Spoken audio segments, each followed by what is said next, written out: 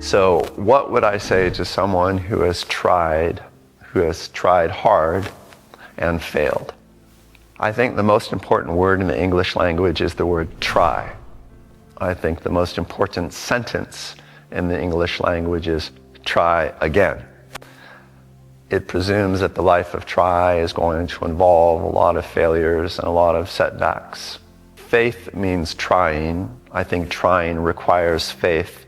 And trying again after you have failed requires more faith than trying in the first instance.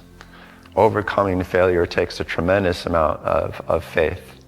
And people who do it well tend to be champions, tend to model faith and to spread faith better than almost anyone else. But it's hard. Failure and disappointment and heartbreak, I think, are the most difficult things in the world. It is not lost on me that one of the first things that Jesus taught his disciples was how to fail. When Jesus sent his disciples without him for the first time, like in Mark 6 and Matthew 10 and Luke 10, he told them, "Go preach this message, the kingdom of heaven is near.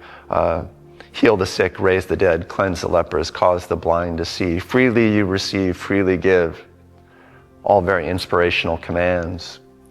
And then he said, if the villages where you go reject you, in other words, if it doesn't work, if the miracles did not materialize and they got sick of you and they don't want any part of what you're doing, then Jesus said, leave the town and shake the dust off your feet as you go. It's like saying to them, if it doesn't work, leave the house and slam the door behind you. I like this teaching because Jesus is essentially coaching his disciples in how to fail with style, how to fail with attitude. He says, don't just quit, but quit with a flair. Slam the door, shake the dust off your feet, move on to the next thing. And one of the things that we have to master in the life of try is how to get over failure.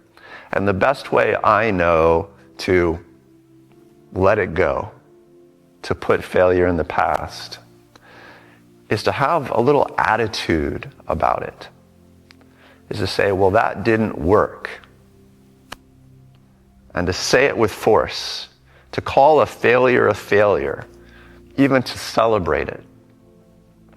At my church, every year at our leaders' banquet, we give trophies to the people who have the best stories of failure.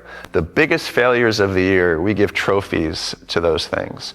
Sometimes we give trophies to people who tried a resurrection but failed. We give trophies for someone who tried a godly justice business, but the business failed. And the reason we celebrate failure is because we know that the only way to get over painful failure is to do it with attitude, is to celebrate it. I guess the best advice I have to give somebody who has failed in a way that has really hurt is to ritualize it somehow.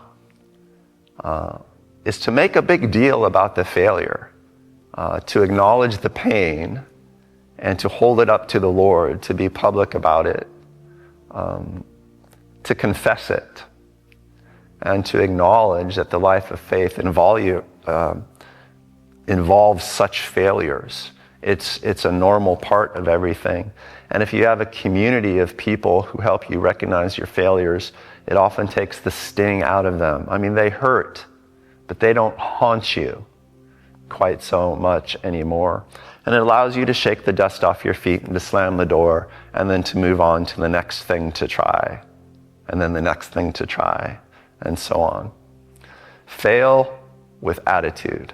Learn to fail with faith. It's part of the life. One of the first things that Jesus taught us. Because in this world you will have trials and tribulation. Fear not. Christ has overcome the world.